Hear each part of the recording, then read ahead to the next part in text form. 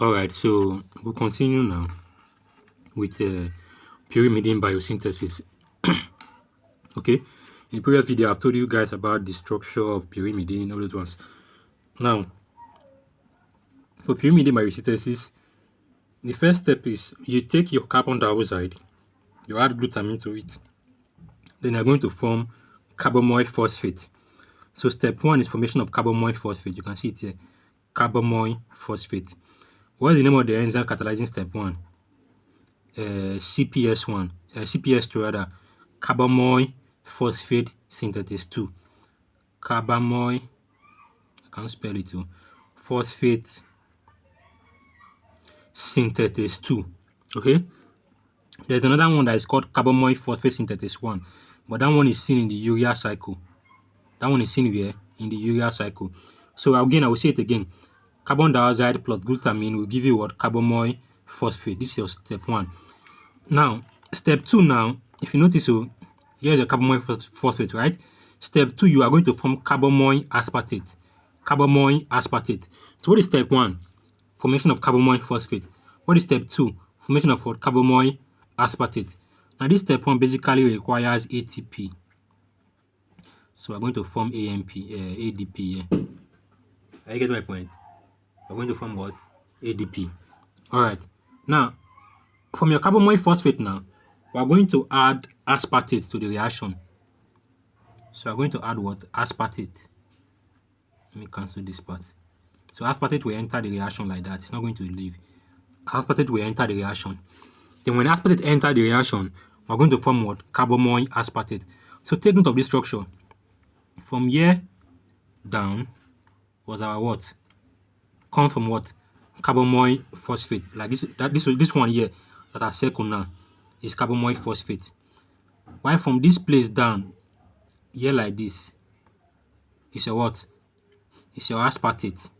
Can you see it? Can you see it there? All right. So I believe it's clear now.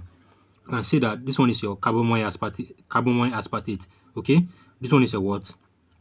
This one was your initial carbamoyl phosphate. So let's just go. Let's do it again. Let's do it again. Step one: formation of carbamoyl phosphate using CPS2 enzyme. Step two: your carbamoyl phosphate. What do you add to it? What do you add to it? Aspartate. And then you get what? Carbamoyl aspartate. Step one: carbamoyl phosphate. Step two: carbamoyl aspartate. Okay. What is the enzyme for step one? CPS2, carbamoyl phosphate synthetase 2. What is the enzyme for step two? Aspartate transcarbamylase. Aspartate transcarbamylase. Aspartate transcarbamylase. So the enzyme for step two is called what? Aspartate transcarbamylase. Carbamylase. Okay? Aspartate transcarbamylase. That is the enzyme for step two. Now, once you get your carbamoyl aspartate, remove remove H2O, remove water from it. So we're going to remove water. We're going to lose water from this reaction here, from this place here, so that we can close the ring. So if you notice, we have formed a ring structure here. Can you see this ring? Can you see the ring? Okay, good. That is it. So the first one, carbamoyl phosphate was formed. The second one, carbamoyl aspartate was formed. The third one now, we're going to remove what? H2O. I get my point. Now, this molecule that we form, is called dihydroorotate. Dihydroorotate. So initially we form carbamoyl phosphate, then we form carbamoyl aspartate, then we form dihydroorotate. How do you form the dihydroorotate? You remove what? Water. You basically remove water. How do you form carbamoyl aspartate? You add aspartate.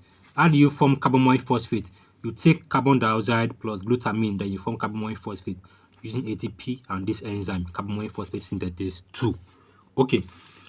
The enzyme here for step 3 is called dihydroorotase. Dihydroorotase. So let me just put it here. Dihydroorotase. The enzyme basically remove water. That is the main thing. Okay. All right. So once we form dihydroorotate, in your step 3. For step 4 now, we are going to introduce a double bond here. We're going to introduce a double bond here. So if you notice, we've introduced a double bond here. Can you see it? Can you see it there? All right. So the structure is very, very easy to draw. Draw your carbon dioxide. This is carbon dioxide. This is amine group. Draw it. The same thing is here too. Then draw your aspartate like this. Draw your aspartate like this. Here is C double bond O. I get my point. Draw your aspartate like that. Then in the third step, close the ring.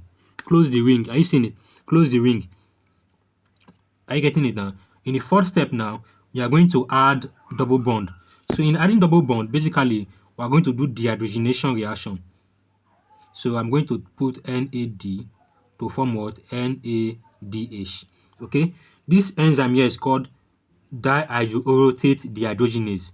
So the enzyme is a what? Dehydrogenase. Dihydroorotate dehydrogenase. Dihydroorotate dehydrogenase. Alright. This molecule we form here is what we now called orotate. Orotate. Let's go over the molecules again. They're becoming more confusing. The first one is what? Carbamoy phosphate, then carbamoy aspartate, then dihydroorotate, then orotate. Clear? Alright. How do we form carbamoy phosphate? Carbon dioxide plus glutamine give you carbamoy phosphate. Carbamoy phosphate, how then do we form carbamoy aspartate? Add aspartate to it. This entire structure of aspartate, we add it to it. Okay, good. How then do we form dihydroorotate? Remove water so that you can close the ring. When you close the ring, what you got is dihydroorotate. Then dehydrogenate the dihydroorotate.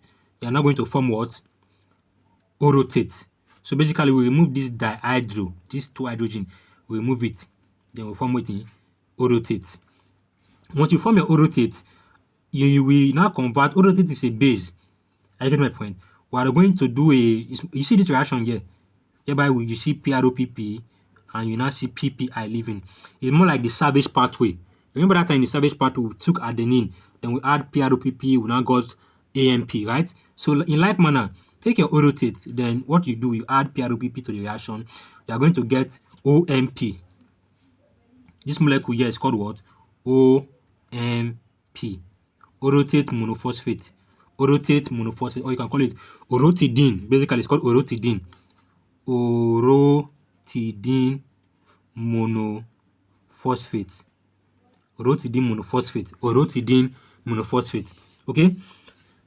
That's what we got here. How about the enzyme here? The enzyme that does that reaction. What's the name of the enzyme? The enzyme is called orotate phosphoriboside transferase. Orotate phosphoriboside transferase. Remember the ones for the salvage pathway are called adenine phosphoriboside transferase. The other one is now called hypoxanthine guanine phosphoriboside transferase. So in like manner, this one is called orotate phosphoriboside transferase because you are seeing PROPP here. All right. Now once we've gotten our OMP, the next thing to do is that we get our this one now is now called UMP. UMP. You can see the uracil ring here. Are you seeing it? Remember that time I told you guys to start with uracil. Can you see it? So we've synthesized the uracil here.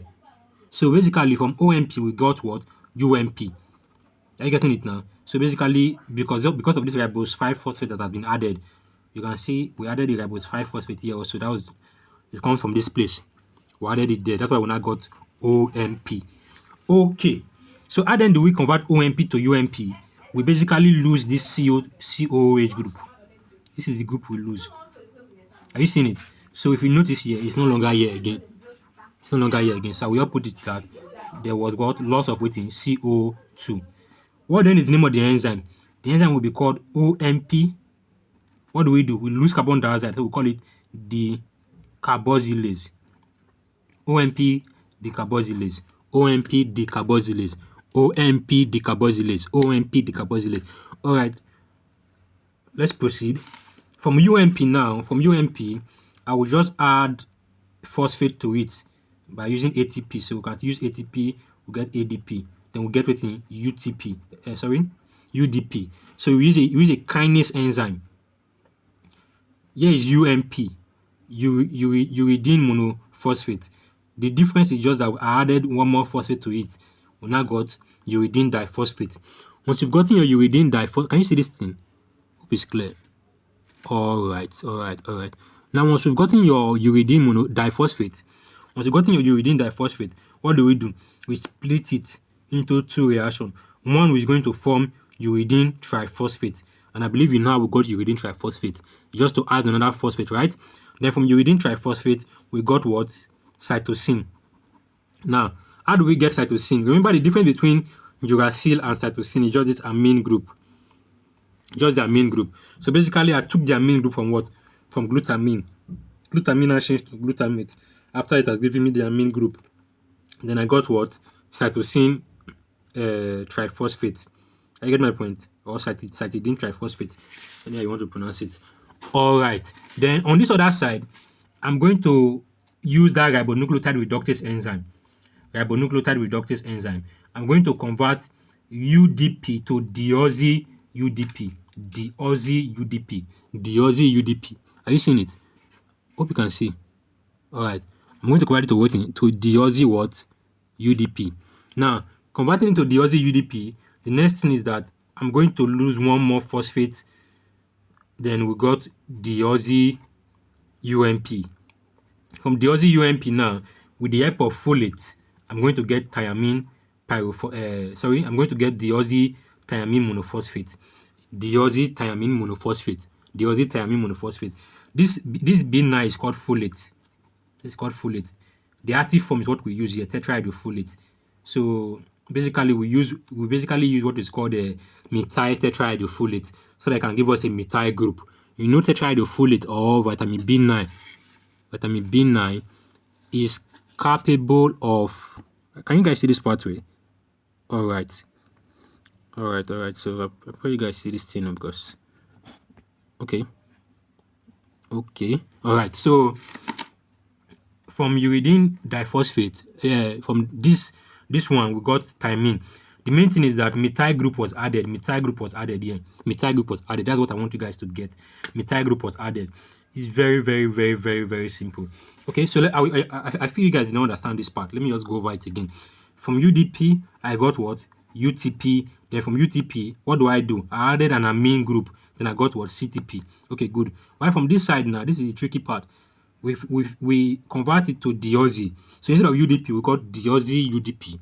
Then from deoxy UDP, I remove one phosphate. Instead of di, I put mono. I end up and I have deoxy UMP.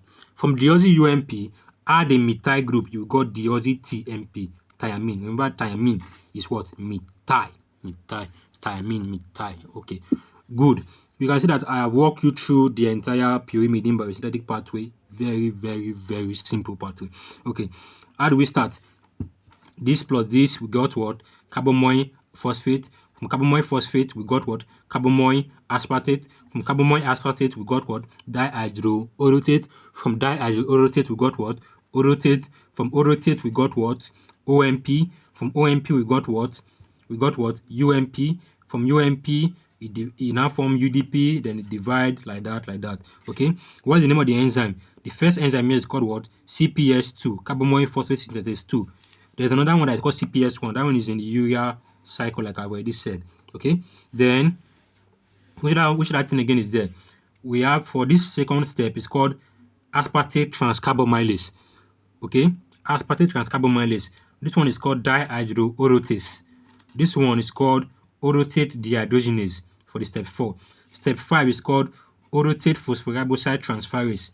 Step 6, OMP decarboxylase. You can see the CO2 leaving. OMP decarboxylase. Step 7, we basically use a kinase enzyme. Why? From here you can number the step anyhow you want to number it. Okay, just know that it will divide.